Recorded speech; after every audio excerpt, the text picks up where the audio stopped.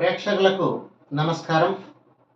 మన సంస్కృత పాఠాలు ఛానల్కి స్వాగతం. నా పేరు ఎస్టిపి కోదనపాణి.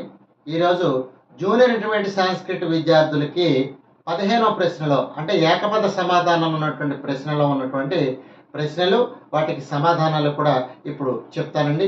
ఇందులో మొత్తం 5 మార్కులు ఉంటాయి. ఈ 5 మార్కులకి 5 పాఠాల నుంచి 5 ప్రశ్నలు ఇవ్వడం జరుగుతుందండి. ప్రతి పాఠంలో ఒక్కొక్క ప్రశ్నకి కూడా ఒక్కొక్క మార్కు. ఈ ప్రశ్నకి సమాధానం ఒక్క పదం రాస్తే సరిపోతుంది. ఇప్పుడు మొదటి 2 పాఠాలు కూడా చూద్దాం. అందులో మొదటి పాఠం ఏమిటి అంటే హనుమదుపదేశ. ఈ హనుమదుపదేశంలో ఉండేటటువంటి ప్రశ్నలు 3. ఇందులోంచి ఒక ప్రశ్న వస్తుంది. తర్వాత రఘోహశౌర్యం అనే పాఠం నుంచి ఇంకొక ప్రశ్న వస్తుందండి.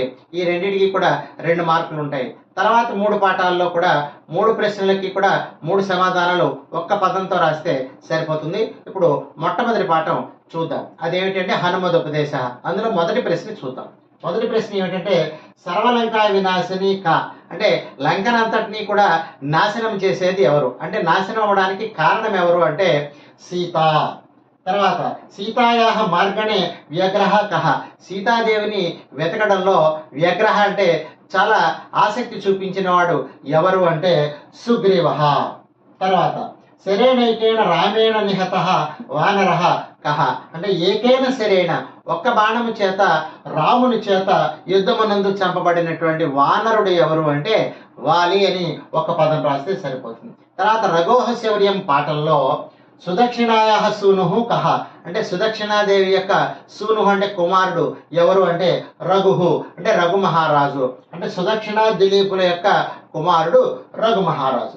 తర్వాత దివౌకసాం అధిపతి కహ, దివౌకస అంటే అర్థం ఏంటంటే స్వర్గానికి అధిపతి. స్వర్గానికి అధిపతి ఎవరు అంటే దేవేంద్ర, అంటే ఇంద్రుడు.